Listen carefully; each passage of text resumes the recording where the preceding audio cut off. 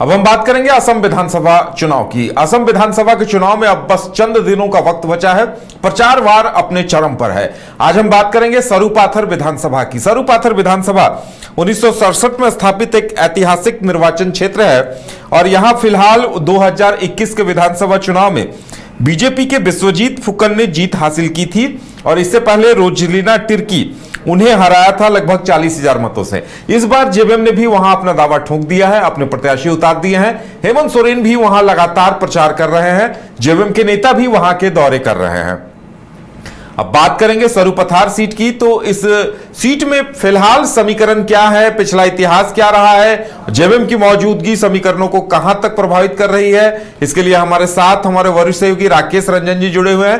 राकेश जी, सरुपथार विधानसभा को देखा जाए तो जेवीएम की मौजूदगी समीकरणों को कहां तक प्रभावित कर रही है और क्या लग रहा है वहां? देखिए, सरुपथार जो है, अगर इसे आप देखें तो बहुत ही मनोरम दृश्य है, सीनिक ब्यूटी है यहाँ पर और खूबसूरत चाय बागान आपको देखने को यहाँ पर मिलेंगे। टी टूरिज्म के लिहाज से भी इसे एक महत्वपूर्ण स्थान माना जाता है और जब टी टूरिज्म की बात आ रही है, चाय बागानों की बात आ रही है, तो यहाँ से जो हैं वो चाय मजदूर भी जुड़े हुए हैं, टी ट्राइब्स भी जुड़े हुए हैं और जेएमएम की नज़र इस सीट पर जो है वो बनी हुई है सरुपथार के ऊपर जो है।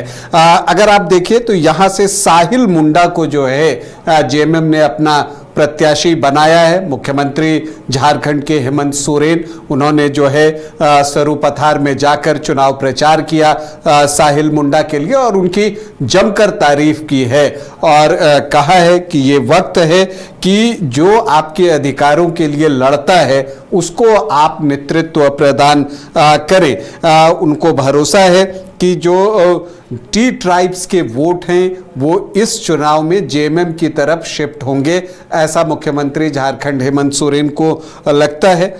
वो बार बार जो राज्य सरकार है उस पर T community, tea garden communities की अनदेखी का आरोप लगाते हैं।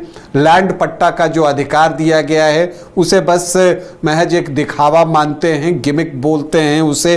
और सीएम सोरेन ने कहा कि देखिए, साहिल जो हैं, जो साहिल मुंडा हैं, वो लंबे समय से वंचित समाज की मुखर आवाज रहे हैं और उनके अधिकारों के लिए जमीन पर उन्होंने संघर्ष किया है। तो अब समय आ गया है कि संघर्ष करने वाले को नेतृत्व दें और उनको सदन में पहुंचाएं।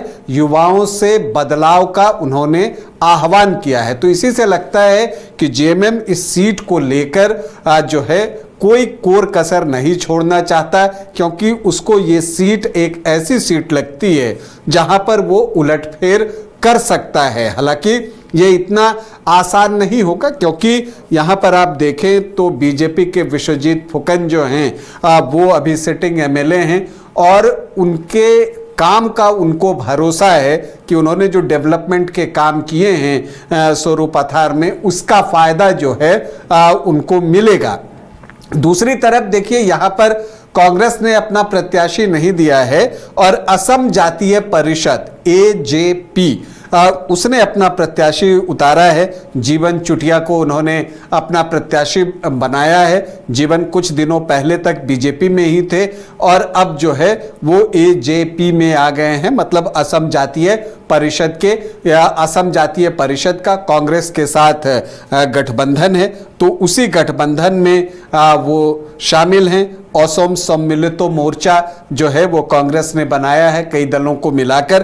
तो एजेपी से जीवन चुटिया जो हैं वो यहाँ पर प्रत्याशी हैं। लेकिन चूंकि ये सीट गठबंधन में एजेपी को गई है, तो जब ये तय हुआ था कि सीट शेयरिंग में ये सीट जो है कांग्रेस को नहीं जाएगी, तो जो कांग्रेस के लोकल कार्यकर्ता हैं उन्होंने इसे लेकर प्रोटेस्ट किया था, उनका विरोध था और वो हर हाल में चाहते थे कि ये सीट पर जो है कांग्रेस लड़े। क्योंकि जब आप ट्रेडिशनली भी देखेंगे तो जो कुल 12 चुनाव हुए हैं यहाँ पर सरुपथार में, उसमें 7 बार कांग्रेस जीती है, 12 में से 7 बार कांग्रेस जीती है। और उसमें भी अगर आप देखें तो जो अकलियूस तिर्की हैं वो 3 बार यहाँ से चुनाव जीतने में जो है वो सफल रहे हैं कांग्रेस के टिकट पर।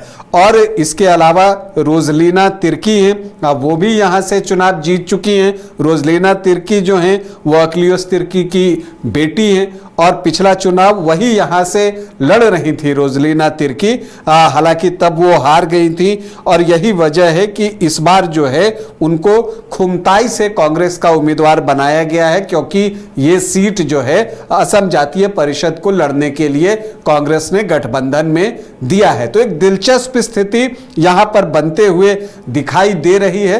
काजीरंगा लोकसभा क्षेत्र के अंतर्गत ये विधानसभा आता है। 10 विधानसभा काजीरंगा लोकसभा क्षेत्र के अंतर्गत आते हैं, उनमें से एक जो है वो सोरूपथार भी है। अपर असम डिवीजन है, मतलब ऊपरी असम का ये इलाका है, डिस्ट्रिक्ट गोलाघाट है।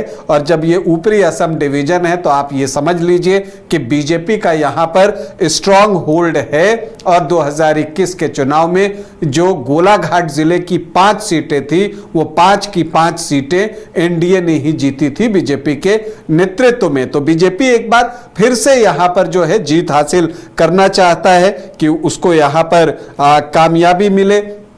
लेकिन अगर आप एक चीज देखें तो यहां का जब आप इतिहास देखते हैं तो जो कांग्रेस 7 बार यहां से चुनाव जीतने में सफल रही है 12 चुनावों में, तो असम गण परिषद एजीपी, मुझे लगता है एजीपी और एजेपी 2 अलग अलग पार्टियां हैं। एजीपी असम गण परिषद एनडीए के साथ है, एजेपी जो असम जातीय परिषद है वो कांग्रेस के साथ है। तो 3 बार एजीपी मतलब असम गण परिषद ने चुनाव जीता है यहां से, और बीजेपी और निर्दलीय को एक बार यहां पर कामयाबी मिली है। जो आप देखें विनोद गोवाली जो हैं वो सर्वाधिक 4 बार यहां से चुनाव जीते हैं, अखिलेश तिर्की यहां से 3 बार। और अब जो है आप देखें तो यहां पर अगर आप देखिएगा तो जो दिखता है 2011 में यहां से अखिलेश तिर्की जीते थे कांग्रेस के उम्मीदवार। फिर 2016 में जो है रोजलीना तिर्की जीतती हैं कांग्रेस की उम्मीदवार, लेकिन तब जो फाइट थी वो बहुत तगड़ी थी, 2927 वोटों से ही जीती थी। और 2021 में यहां से विश्वजीत फुकन जो है वो चुनाव जीतते हैं। तो जब यहां का आप वोटिंग ट्रेंड देखेंगे तो पहले ये कांग्रेस का मजबूत गढ़ था, और जो टी ट्राइब्स थे और टी कम्युनिटी था वो जो है आपको कांग्रेस को वोट करते थे। और इसकी वजह ये थी कि अक्लियोस तिर्की और रोजलिनी तिर्की जो है वो टी ट्राइब्स ही हैं, तो इसीलिए वोट उनकी तरफ जो है वो ज्यादा जाते थे। लेकिन पिछले 5-7 सालों में एक परिवर्तन आया है और टी ट्राइब्स के जो वोटर्स हैं उनका वोट जो है वो स्विंग होकर बीजेपी की तरफ आया है।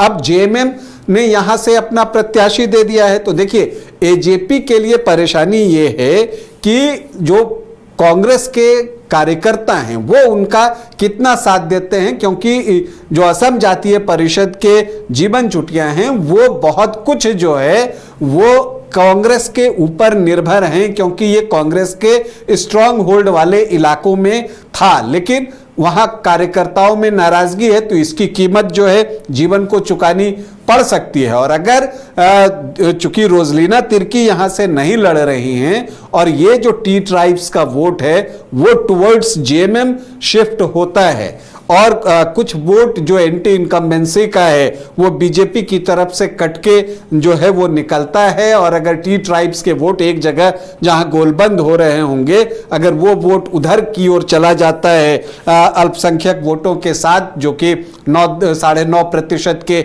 आसपास यहां हैं, तो उस दल के लिए मौका बन सकता है। और यहीं पर जेएमएम जो है वो अपने लिए अवसर देख रहा है, मौका देख रहा है कि ये हो सकता है। लेकिन ये होना इतना आसान भी नहीं होगा, क्योंकि वहां पर कांग्रेस और बीजेपी की एक लड़ाई चल रही है। और जैसा मैंने पहले भी कहा था पहले के कार्यक्रमों में कि जेएमएम की एंट्री थोड़ी लेट हुई है। अगर यही 6-7 महीने पहले हो गई रहती तो स्थितियां अलग होती, क्योंकि जो समर्थन वहां पर हेमंत सोरेन और कल्पना सोरेन को मिल रहा है लोगों का, जब वो लोगों के बीच जाते हैं तो लोग उनको देखने के लिए उनके स्वागत में आपको खड़े मिलते हैं। तो ये अगर 6-7 महीने पहले हो गया रहता तो मुझे लगता है जेएमएम को ज्यादा फायदा होता। वैसे अगर आप देखिए तो जो जय भारत पार्टी है जेबीपी, उससे जुड़े रहे हैं साहिल मुंडा और संघर्षशील व्यक्ति, जैसा कि सीएम हेमंत सोरेन ने कहा कि वो वंचितों के अधिकारों के लिए लड़ाई लड़ते रहे हैं, तो कैंडिडेट के लिहाज से भी जो है एक वो मजबूत कैंडिडेट है।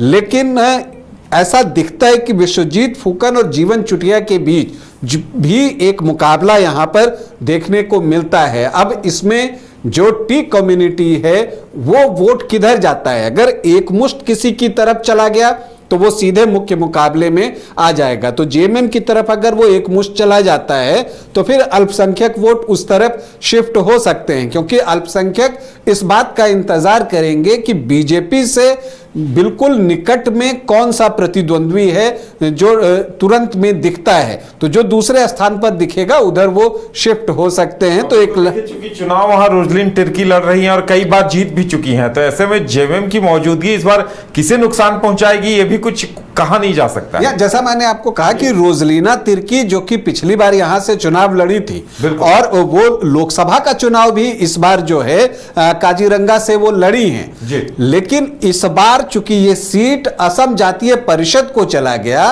तो रोजलिना को यहां से टिकट नहीं मिल पाया और उनको खुमताई से कांग्रेस का उम्मीदवार बनाया गया है, क्योंकि वो बड़ी नेत्री हैं। वो असम राज्य में कह लीजिए, केंद्र में कह लीजिए विधायक हैं। जी हाँ, वो कांग्रेस में पदाधिकारी के तौर पर कार्य करती हैं, यहां से चुनाव जीत चुकी हैं, उनके पिता यहां से 3 बार चुनाव जीत चुके हैं। तो एक पकड़ उस परिवार की इस क्षेत्र में थी और मुझे लगता है कि रोजलिना के यहां से चुनाव नहीं लड़ने के कारण एजेपी को नुकसान उठाना पड़ सकता है, और अगर उसको नुकसान उठाना पड़ा और टी ट्राइब्स में एक नाराजगी जाती है तो वो टुवर्ड्स साहिल मुंडा भी शिफ्ट हो सकते हैं, क्योंकि हेमंत सोरेन के रूप में उनको एक ट्राइबल लीडर जो कि देश के स्तर पर है वो दिखता है। लेकिन जैसा मैंने आपको कहा कि विश्वजीत फुकन भी आत्मविश्वास से लबरेज हैं, डेली वो 4 से 5 सभाएं कर रहे हैं और उनको अपने काम का विश्वास है, क्योंकि अपने कार्यकाल के दौरान उन्होंने डेवलपमेंट के कई काम किए हैं। तो इसीलिए ये इतना आसान भी जेएमएम के लिए होगा वो दिखता नहीं है। मेन जो महत्वपूर्ण बात है कि जेएमएम को पहले चुनाव से पहले ये संदेश लोगों तक पहुंचाना पड़ेगा कि वो बीजेपी के निकटतम प्रतिद्वंद्वी हैं, तब अल्पसंख्यक वोट उनकी तरफ शिफ्ट होगा। अगर एजेपी, चूंकि देखिए एजेपी और जेएमएम के साथ परेशानी कहां आ रही है, एजेपी जो बना है ये भी एक नई पार्टी है। एजेपी एंटी सीएए प्रोटेस्ट जो हुआ था उसके जरिए जो है ये बना है। अब अगर आप देखिए तो इसकी भी मांग क्या है, एजेपी जो है वो ये कहता है कि सरकार जो है एसटी स्टेटस जो है 6 जनजातियों को देने में, 6 जातियों को देने में असफल रही है। यही बातें तो जेएमएम भी कहता है। टी ट्राइब्स की बात जो है वो एजेपी भी करता है, एजेपी भी जो है वो मजदूरी की बात उठाता है। तो वो सारे जो मुद्दे जेएमएम के हैं वही मुद्दे एजेपी के भी हैं। तो इसीलिए लगता है कि यहां पर जो है अब टी ट्राइब्स के वोटों में एक बंटवारा हो सकता है, और अगर बंटवारा हो गया तो फिर बीजेपी को उसका फायदा जो है निश्चित तौर पर मिल सकता है। तो इसलिए एक त्रिकोणीय मुकाबला फिलहाल आप ये कह सकते हैं, चूंकि अब चुनाव में कुछ वक्त बचा है और अब सारी चीजें देखनी होंगी कि बूथ मैनेजमेंट किसका बेहतर होता है, कार्यकर्ता किसके पास कितने हैं और कौन अपने वोटरों को बूथ तक लेकर आ पाता है ज्यादा संख्या में। हालांकि वोटिंग परसेंटेज जो है यहां पर अच्छा ही रहता है। तो वैसी परिस्थिति में एक त्रिकोणीय मुकाबला है जिसमें कि जेएमएम उलटफेर करना चाहता है, जबकि बीजेपी जो है अपनी सीट को रिटेन करना चाहती है और एजेपी करिश्मा के भरोसे है कि इस बार ये सीट वो निकाल लेगा। चलिए, तो स्वरूप पाथर विधानसभा में क्या कुछ होता है ये देखना बड़ा ही दिलचस्प होगा, क्योंकि जेवीएम की मौजूदगी किसे नफा पहुंचाएगी, किसे नुकसान होगा, ये तो चुनाव के नतीजे बताएंगे। लेकिन जेवीएम कितने वोट लेकर आती है ये एक दिलचस्प मुद्दा होगा, और ये देखने वाली बात होगी कि सीएम हेमंत सोरेन और उनकी पत्नी कल्पना सोरेन जिस तरह से असम के विधानसभा चुनाव में मेहनत कर रहे हैं, तो उसका असर कितना दिखता है ये देखने वाली बात होगी। बायोम इंस्टीट्यूट नीट की तैयारी के लिए एक भरोसेमंद नाम। यहाँ अनुभवी फैकल्टी, स्मार्ट क्लासरूम और बेहतरीन टीचिंग मेथड से स्टूडेंट्स को मिलती है मजबूत तैयारी। यहाँ हर स्टूडेंट को मिलता है पर्सनल गाइडेंस और डाउट क्लियरिंग का पूरा सपोर्ट। नीट 2027 और 28 के लिए फेज 1 बैच 9 अप्रैल से शुरू हो रहा है। आज ही बायोम इंस्टीट्यूट से जुड़े और अपने डॉक्टर बनने के सपने को दे सही दिशा। बायोम इंस्टीट्यूट सिर्फ मेडिकल प्रिपरेशन का संस्थान।